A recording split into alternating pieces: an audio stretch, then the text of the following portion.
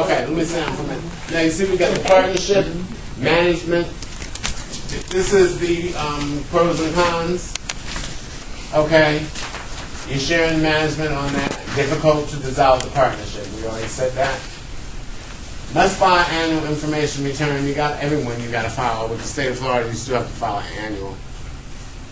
Okay, just when you set it up, that business, what they call an annual report that you file with the state is not really the kind of annual report that you see with large corporations where they have a breakdown on structure and how much money they made.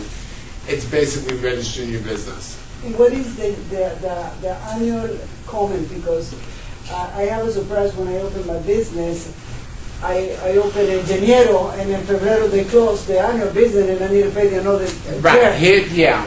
Florida is very tricky.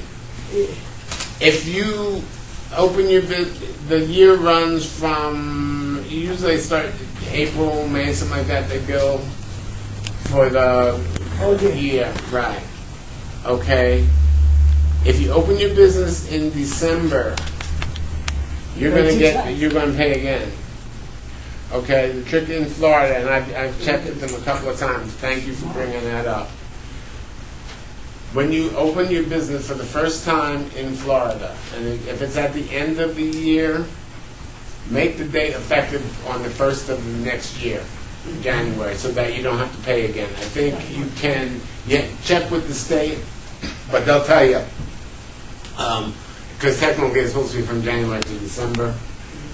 Okay, actually they'll start sending out bills in January, but they tell you to pay by March, April, whatever it is. Okay, because they want their money. But if you sign up and make it effective November or December, they're going to hit you twice, because you still have 2 months in that year, and then the next year it's due. So you can make it effective. You can file the papers, but don't make it effective right away. Because if you don't, you have to be you pay twice, right? They'll get you back, right? Yep, and they will hit you twice for the same thing. Well, I just paid between December. Well, that was last year, and they're good at it. And so I've called them a few times and said, okay, the person wants to set it up now, and said, well, don't post date it till January. Okay, and it changes. Like one time, I think I called in October and I said, can I set it up for January? Now they said, yeah, you can. Usually I wait till November to ask, like, okay, because they'll tell you, no, it's too early to do that.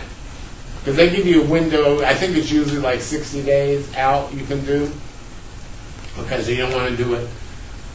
Now, obviously, if you're starting in the middle of the year in July, you're going to have to do it. But if it's at the end of the year, you can start the business, but don't register it until the following year so you don't pay twice. And can you explain me what is the fields for the taxes to pay to the government and state of Florida and the taxes to the state for the federal taxes? What is the difference? Business taxes, administration for the state of Florida, or those are local. Yeah, those are the federal. You don't have a local business tax to pay. That's all state stuff. Yeah. Mm-hmm. When you set up your business, you've got to do state of Florida. If you're in Homestead, Cutler Bay, Pinecrest, Palmetto Bay, Miami naturally, you have to pay them. And then you have to pay the county. Okay. 4 different taxes? Three. Three? You have 3 different when you register. Yeah. City of Miami has its own. They all have their own. If you're in unincorporated Dade County, you only have to pay the county and the state. Okay? They call it a local business tax receipt. Okay? Basically, it just says I'm doing business. But they want their money. It's a registration. Right. It's a registration fee. So you register for the state.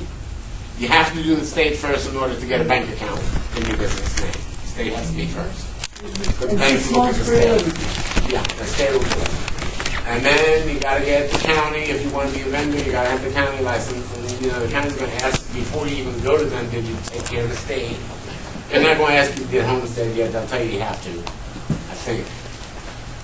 They will ask you where you live. Because your fee with the county depends again on where you live. But the county wants get their cut, and of course, the cities want theirs. Yeah, for one street, Florida, and Yeah, another there street. you go. Florida City has one too. Exactly. You gotta pay Florida City. Yeah, if you're in Florida City, so wherever you base your business, if it's an incorporated city, they have their local business tax. So it doesn't depend on when you go there, it depends on where you don't have to visit. Exactly. Yeah, depends on where you have your business. That goes with wherever you put the business. Right, exactly. Yeah. Because many persons roam Yeah. and put the business address in your home.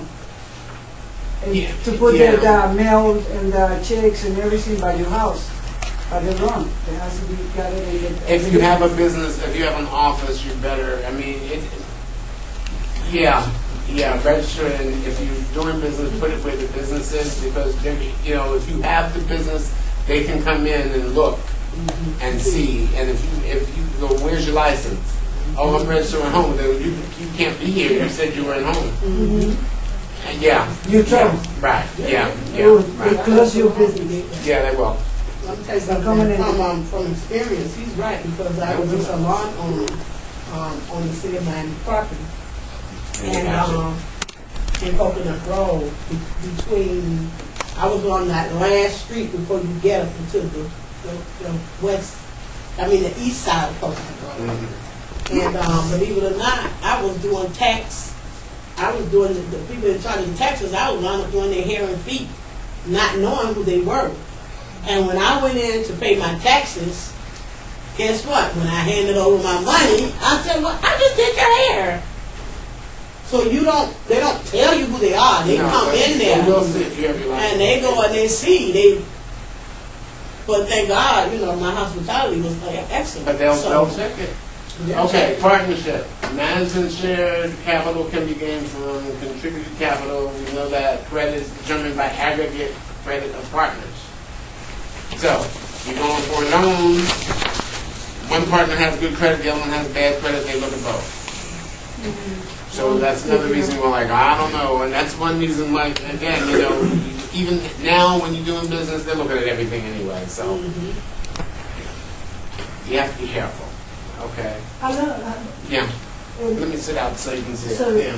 in the case of like me, I got my business and my husband lost his job. His credit goes down, but my business support my credit. Like he followed in his credit. Well, if you go for a loan, you're going to have a problem. Because even if it's a corporation and one isn't that good, they're going to look at both of them. They are. Same thing with the LLC. If you go for a loan, they look at both of them. Whoever's name is on the document. They don't look at everybody on the document these days. They're not discriminating as much. I mean, they'll cut a little slack depending on certain issues. Legally they can only go with so much, but for the loans and the banks now, they're looking at everything. That's not me. Yeah. I guess when you actually start the company or business and you go into one, I guess, saying that, okay, hey, I'm going sole ownership. And then once you get the loan, in case you change over. But why would you want to change it over? In a situation like that, what if you're married and you still want your husband or your wife still a part of that situation? And you're still married. Her. The point is, you're still married. Right, yeah, right. Hire them as